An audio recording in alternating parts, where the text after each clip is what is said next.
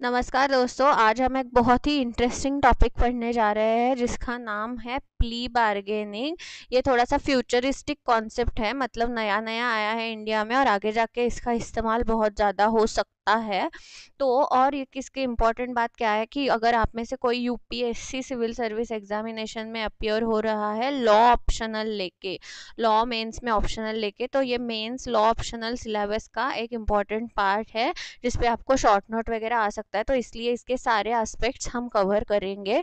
पहले तो हम देखेंगे कि प्ली बार्गेनिंग का सरल भाषा में मतलब क्या है। तो सरल भाषा में बार्गेनिंग यहाँ पे जो बोला गया है वो वही है जो सब्जी मंडी वगैरह में चलता है कि सब्जी इतने में दे दो भैया, वो बोलते हैं नहीं इतने में नहीं इतने में। तो यहाँ पे हम क्या बार्गेन कर रहे हैं, यहाँ पे हम सेंटेंस को बार्गेन कर रहे हैं। सेंटेंस का मतलब यहाँ पे है पनिशमेंट। ओके, तो आप ये अर्जी करोगे कि मैं मेरा गिल्ट एक्सेप्ट कर रही हूँ, पर मुझे 7 साल की जो पनिशमेंट है तो मुझे 1.5 साल की पनिशमेंट दे दीजिएगा। तो यहाँ पे आप सेंटेंस को बार्गेन कर रहे हो अपने। How will this happen? It will happen by negotiation between the accused person and prosecution side या कंप्लेनेंट, अगर कंप्लेंट्स केस होगा तो। ओके, तो वो लोग निगोशिएट करके they will come at a consensus कि कितना सेंटेंस हम बार्गेन कर सकते हैं। इसलिए इसको बोला है प्ली बार्गेनिंग।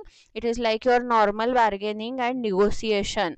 तो इस कॉन्सेप्ट का यूज़ बहुत ज़्यादा होता है यूएसए में। यूएसए में मतलब आप कभी भी अदर सोर्सेस ऑन इंटरनेट पे पढ़ोगे आपको समझ में आएगा कि यूएसए में इसका वाइडली यूज़ किया जाता है। इस कॉन्सेप्ट को बोला जाता है plea bargaining, plea negotiation, trading out, compromise in criminal cases and nolo contendere. Nolo contendere का मतलब है, स्पेनिश भाषा का वर्ड है ये, उसका मतलब है I do not wish to content, मतलब मैं मेरा पूरा ट्रायल कंटेंट नहीं करूँगा। आई एक्सेप्ट माई गिल्ट, उसके बदले आप मेरा सेंटेंस कम कर दो या मेरे ऊपर लगे हुए चार्जेस कम कर दो या एक फैक्ट को बदल के दूसरी फैक्ट को रिप्लेस कर दो। वो क्या क्या तरीके से होता है हम आगे जाके देखेंगे। ओके, तो आज तक हमने ये पढ़ा है कि सिविल केसेस में ही कॉम्प्रोमाइज़ होता है, कि जैसे अगर मनी रिकवरी सूट है 25 लाख का, दोनों पार्टीज बैठ जाते हैं, वो अपना हिसाब किताब कर लेते हैं और बोलते हैं कि ठीक है हम इसको सेटल करेंगे 23 लाख में। ओके, तो दूसरी साइड भी बोलती है हाँ चलो वैसे भी एग्जीक्यूशन हो गया, 24% से देना पड़ेगा, so on and so fourth, and the two private parties they can compromise there case. Okay, तो सिविल में it is a routine procedure, but ये क्रिमिनल लॉ में कॉम्प्रोमाइज का क्या मसला है, तो यहाँ पे हम देखेंगे कि ये क्रिमिनल लॉ अमेंडमेंट एक्ट 2005 के बाद इंडिया में आया है। 2005 मतलब मैंने आपको बताया था ये थोड़ा फ्यूचरिस्टिक कॉन्सेप्ट है, आगे जाके इसका ज़्यादा यूज़ होने को लगेगा। ये 2005 में ही हमारे कंट्री में इंक्लूड किया गया है सीआरपीसी के अंदर, चैप्टर 21A सीआरपीसी में। और ये सजेस्ट किसने किया था? 154th लॉ कमीशन रिपोर्ट का एक चैप्टर है प्ली बार्गेनिंग के ऊपर, और जो जे मलिमत कमेटी थी, इसका रिपोर्ट बहुत इंपॉर्टेंट है सीआरपीसी पढ़ते टाइम। ये किसी और प्रेजेंटेशन का टॉपिक हो सकता है, बट अभी आप ध्यान में रखिएगा कि 154th लॉ कमीशन रिपोर्ट और जे मलिमत कमेटी रिपोर्ट ने इसको सजेस्ट किया था। पहले ये चीज़ क्यों नहीं था इंडिया में? Because supreme court had taken a stance not favouring plea bargaining. Okay, तो ये state of Uttar Pradesh versus Chandrika का केस इंडियन कानून पे अवेलेबल है, आप ज़रूर इसको पढ़ लेना।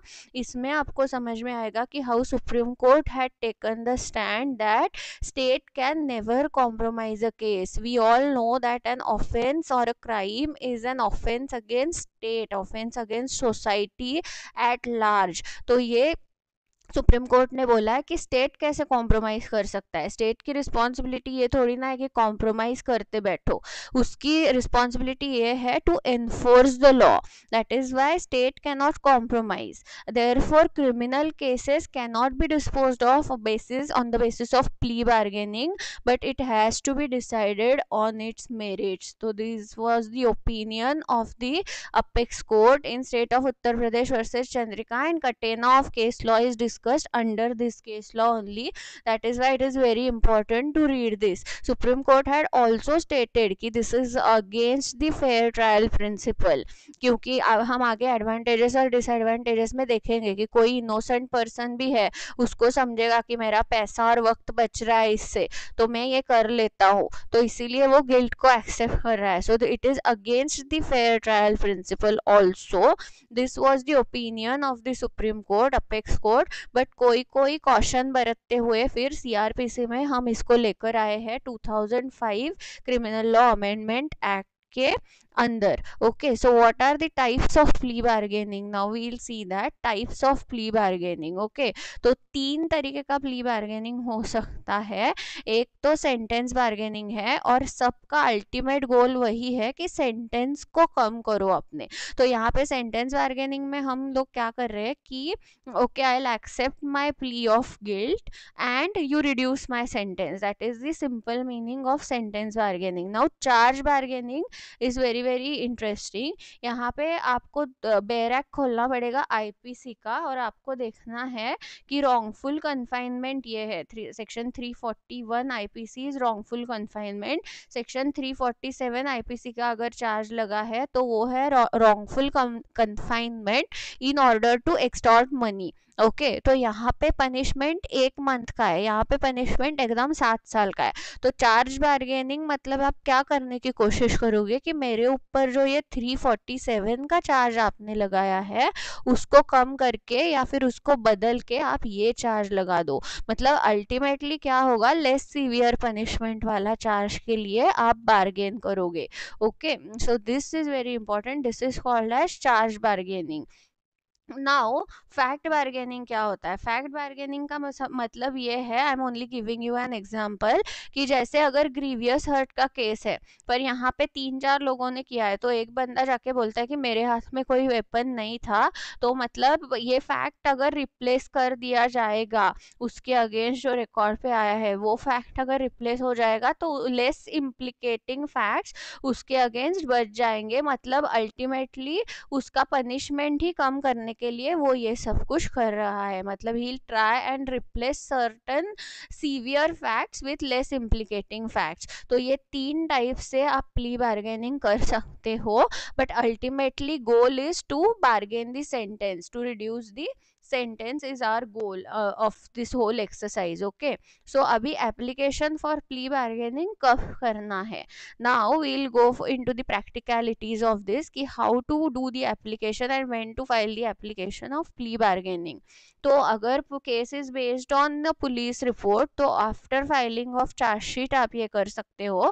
अगर कंप्लेंट्स केस है तो मैजिस्ट्रेट ने उसका कॉग्निजेंस ले लिया है, उसके बाद मैजिस्ट्रेट ने अंडर सेक्शन 200 उसने पूरे विटनेसेस को, कंप्लेनेंट को एग्जामाइन कर लिया है एंड इशू ऑफ प्रोसेस कर दिया है अंडर सेक्शन 204 सीआरपीसी. उसके बाद accused can take the plea of guilt. Okay, यहाँ पे मतलब प्ली बार्गेनिंग का एप्लीकेशन वो कर सकता है. But now this is very very very super important, कि ऐसा नहीं है कि कोई भी, आपने मर्डर कर लिया और आप बोल रहे हो कि मेरी सजा कम कर दो. It is not that way. It is absolutely not that way. यहाँ पे आप पढ़िएगा बहुत बहुत ध्यान देके कि offences for which punishment of death, imprisonment for life और imprisonment for a term exceeding 7 years, मतलब 7 साल से ज़्यादा सज़ा होगी अगर किसी ऑफेंस की, या फिर imprisonment for life punishment of death अगर होगा, तो उसके लिए आप प्ली बार्गेनिंग नहीं कर सकते. Okay, read this very carefully. Excuse me. उसके बाद not in offences affecting socio economic conditions of a country. Socio economic conditions of a country मतलब prevention of money laundering act को ले लो, तो ये सेंट्रल गवर्नमेंट का प्रेरोगेटिव है कि वो ये socio economic conditions of a country को अफेक्ट करने वाले ऑफेंसेस की लिस्ट पब्लिश करेंगे. But I am only giving you one example कि prevention of money laundering act वगैरह जैसे है, उसके जो अक्यूज पर्सन होंगे वो प्ली ऑफ गिल्ट ऐसे नहीं ले सकते, प्ली बार्गेनिंग नहीं कर सकते. सकते. Then not in offences against women और child below age of 14 years. Offences against women है, मतलब जैसे कि रेप, क्रिमिनल असॉल्ट वगैरह वगैरह, तो इसमें ये नहीं हो सकता. और children below the age of 14 years के अगेंस्ट जो ऑफेंसेस है उसमें भी ये प्ली बार्गेनिंग नहीं हो सकता. तो ये कॉशन बरता गया है हमारे लेजिस्लेटिव के हिसाब से कि ये प्ली बार्गेनिंग का गलत इस्तेमाल ना हो सोसाइटी में क्राइम फैलाने के लिए. ओके, सो ये एप्लीकेशन फॉर प्ली बार्गेनिंग अभी हम देखेंगे. सेक्शन 265 बी ऑफ सीआरपीसी में ये दिया गया है कि ये एप्लीकेशन कैसे होना चाहिए. तो अक्यूज फाइल कर सकता है, वेरी ऑब्वियसली कि उसको अपना सेंटेंस कम करना है गिल्ट एक्सेप्ट करके, तो ये अक्यूज ही फाइल करेगा. बट ये बहुत इंपॉर्टेंट है अभी कि the court must be satisfied that accused has applied voluntarily. ये उसका खुद का डिसीजन होना चाहिए. जैसे कन्फेस करते टाइम उसका खुद का डिसीजन होना चाहिए, वैसे ही प्ली बार्गेनिंग के टाइम, एप्लीकेशन डालते टाइम भी ये उसका खुद का डिसीजन होना चाहिए विदाउट एनी कोर्शन और इन्फ्लुएंस. ओके, तो ये in camera examination of accused person होगा अंडर सेक्शन 265 बी सबसेक्शन 4. उसके बाद कोर्ट को उसको सेटिस्फाई करना पड़ेगा कि हाँ मैंने वॉलेंटरीली अप्लाई किया है. And if the court is satisfied then only it will proceed further for plea bargaining. Very very very important. And it has to make sure that accused is aware of nature and extent of punishment also. Then accused is not previously convicted under same charges. ये भी court को ensure करना है before plea bargaining. And then if the court is satisfied under all these facts, then court will issue notice to public prosecutor or the complainant as the case may be. उसके बाद क्या होगा, section 265 सी ये बोल रहा है कि वो सब पार्टीज मिलके, अभी कौन कौन से पार्टीज वो आई टेल यू. तो ये म्यूचुअली सेटिस्फैक्ट्री डिस्पोजिशन पे अराइव होंगे, मतलब वो निगोशिएट करेंगे और एक कंसेशन बिल कर लेंगे उन दोनों के बीच में. तो यहाँ पे cases instituted on police report होंगे, तो very obviously public prosecutor. Then please remember this, ये स्टार पॉइंट है कि इन्वेस्टिगेटिंग ऑफिसर मतलब पुलिस भी इन्वॉल्व है इस सब प्ली बार्गेनिंग के सिचुएशन में. तो इसको आप स्टार मार्क कर लो. इन्वेस्टिगेटिंग ऑफिसर भी आएगा, आयो भी आएगा. Then accused and his council and victim, all these will be the part of the negotiations और the meeting. Okay, and cases instituted otherwise then on a police report, मतलब magisterial complaint का अगर case होगा तो accused और उसका council if need be and victim और उसका काउंसिल, इनके बीच में वो मीटिंग होगा, निगोशिएशन होगा. Okay, then the court must ensure that the negotiations are voluntary. तो अगर कोर्ट को ये इंश्योर करना है कि ये सब लोग जो बैठे हैं वो वॉलेंटरीली निगोशिएशंस कर रहे हैं, और अगर ये निगोशिएशंस वॉलेंटरी नहीं है तो court will proceed with the trial. Okay, तो सेक्शन 265 डी हमसे ये बोल रहा है कि अगर वो किसी कंसेंसस पे आ जाते हैं, if the negotiations are successful, if they arrive at a mutually satisfactory disposition, then report will be signed by the presiding officer of the court as well as all parties to the meeting stated above. Okay, तो एक report बनेगा जिसपे sign होगा presiding officer of the court का भी, जज का भी. ओके, तो यहाँ पे एक बहुत इंपॉर्टेंट फैक्ट आता है. पर now the accused has pleaded guilty, he wants to bargain his sentence, तो इसलिए ये मीटिंग पे बैठे हैं. If no satisfactory disposition is arrived, आप सोचिएगा कि सेटिस्फैक्टरी कुछ डिस्पोजिशन आया नहीं, तो case proceeds from the stage on which application was made. तो don't you think this is very very very dangerous, क्योंकि इसमें क्या है, हमारा एक cardinal principle of criminal law क्या है कि accused is innocent till proven guilty. अभी यहाँ पे उसने ऑलरेडी एप्लीकेशन डाल दिया था, तो अगर ट्रायल चलेगा भी आगे तो don't you think that the जज will be a bit biased against that person. तो ये आपको ध्यान में रखना है कि ये इसका थोड़ा सा डिसएडवांटेज है, और डिसएडवांटेज के इसके बारे में अगर क्वेश्चन आता है तो आप इसको मार्क कर लीजिएगा कि if no satisfactory disposition is arrived at, then the case proceeds from the stage from which application was made. तो यहाँ पे बहुत कॉशन हमें बरतना है कि it should be a fair trial against that accused and the judge should not be prejudiced or biased. Okay, now यहाँ पे क्या है, सेंटेंस कैसे कैसे मिलता है, तो हमारे कोड, हमारे एक्ट में ही ये दे दिया है कि सेंटेंस कैसे मिल जाएगा 265 में। तो यहाँ पे ये है, अक्यूज में be given the benefit under section 360 और प्रोबेशन ऑफ ऑफेंडर्स एक्ट 1958, मतलब उसको आप प्रोबेशन पे छोड़ सकते हो अगर ये ए नहीं किया। तो आपको पता है कि हर एक ऑफेंस का मिनिमम और मैक्सिमम पनिशमेंट दिया जाता है, आईपीसी में दिया गया होता है, या एनी अदर enactment also, मतलब imprisonment for 3 months which may extend up to 1 year, ऐसे। तो इसमें मिनिमम क्या है, 3 months है। तो अभी जज के पास एक ऑप्शन है in case of plea bargaining की जो मिनिमम पनिशमेंट है उसका 1/2 पनिशमेंट वो दे सकते हैं। ओके, अगर मिनिमम पनिशमेंट मेंशन किया गया है तो उसका 1/2 पनिशमेंट दे सकते हैं। बट अगर ए भी नहीं है, मतलब प्रोबेशन का बेनिफिट नहीं मिल सकता, देन बी भी नहीं है, मतलब मिनिमम पनिशमेंट प्रिस्क्राइब्ड ही नहीं है एनैक्टमेंट में, तो कोर्ट क्या कर सकता है कि जो भी कुछ पनिशमेंट प्रिस्क्राइब्ड है उसका 1/4 सेंटेंस वो they can give the 1/4 of that sentence. Okay, तो कोर्ट में award 1/4 of the sentence which is prescribed for that offence. और इसमें एक बात भी आपको याद रखना है कि जो भी कुछ मिटिगेटिंग सर्कमस्टांसेस है, हमेशा सेंटेंस देते टाइम ये होता है कि एग्रीवेटिंग और मिटिगेटिंग सर्कमस्टांसेस के हमें बैलेंस रखना है। तो मिटिगेटिंग सर्कमस्टांसेस की तरफ ध्यान दे के the court can reduce the quantum of punishment also.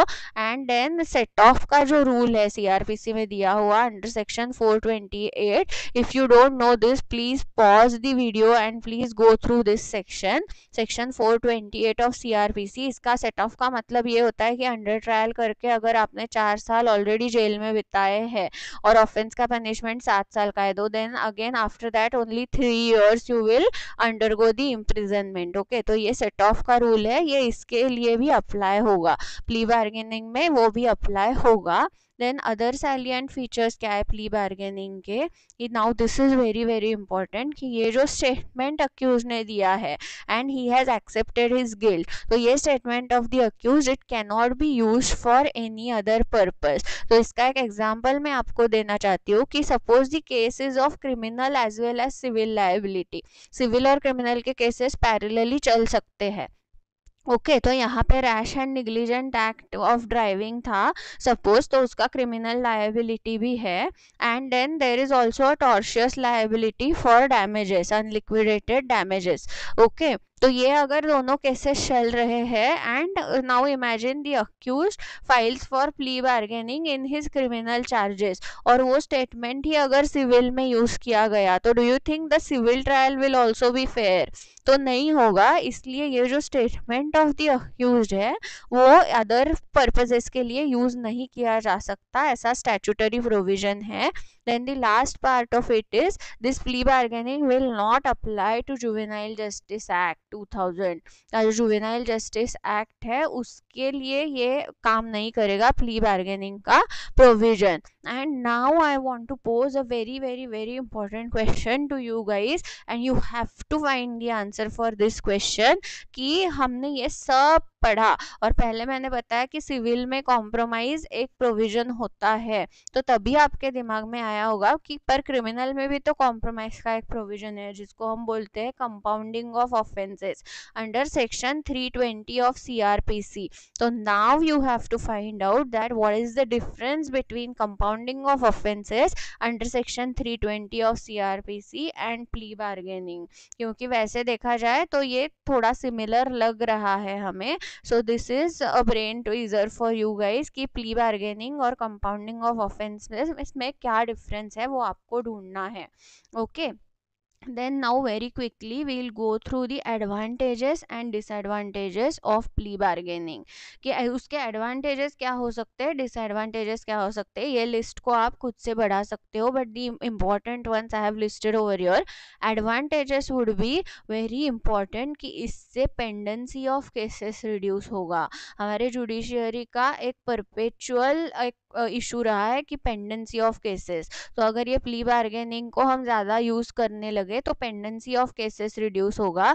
Then under trial जो प्रिजनर्स है उनकी जो प्लाइट है वो कम होगी, because it will reduce the number of under trial prisoners. आप आपकी गिल्ट एक्सेप्ट कर रहे हो, कोर्ट आपको कुछ सेंटेंस दे रहा है, ओके, तो you are no longer under trial prisoner, तो it will reduce the number of UTPs. Then the very very important thing is that कि क्रिमिनल ट्रायल अगर आप किसी ने देखा है कोर्ट में जाके तो it is a long and arduous process, कि तारीख पे तारीख जिसको बोला जाता है वैसे होता भी है, कितना भी आप रेस्ट्रिक्शन लगा दो एडजमेंट्स वगैरह पे, ओके। तो यहाँ पे एक अक्यूज्ड को बेनिफिट क्या मिल रहा है कि no need to go through a long and arduous criminal trial, ये भी इसका एक एडवांटेज है।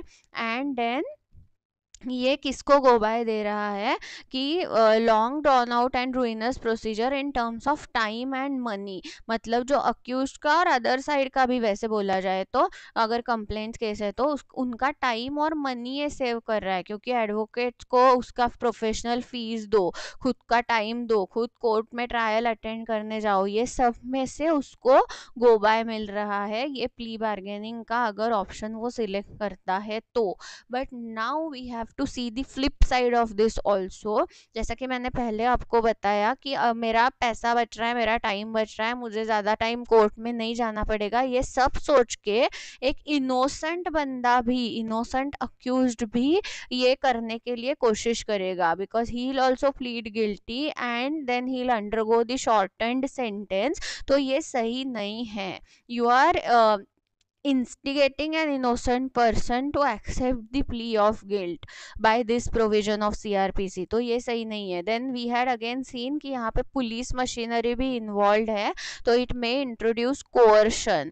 Then another thing is that मैंने आपको ऑलरेडी ये पॉइंट भी एक्सप्लेन किया है, once the accused pleads guilty and later withdraws the plea, क्योंकि उसका निगोसिएशन सक्सेसफुल नहीं हुआ ऐसे समझ लो, तो ये court will become biased against that person, there may be a some prejudice in the mind of the court, okay, तो ये भी सही नहीं है, the court always has to be unbiased, तो ये भी एक इसमें खतरा है। then it is not in line with the fair trial principle, ऐसा हम क्यों बोल रहे हैं, because there is no trial, once he accepts the plea of guilt and he opts for plea bargaining तो उसके अगेंस्ट ट्रायल होगा नहीं, एविडेंस रिकॉर्ड पे आएगा नहीं, okay. And there are chances of corruption and collusion, मतलब दोनों parties मिलके कुछ डिसाइड कर लेंगे तो ये there are chances of corruption also, तो ये उसके एडवांटेजेस और डिसएडवांटेजेस है, इस लिस्ट को आप अपने तरीके से बढ़ा सकते हो।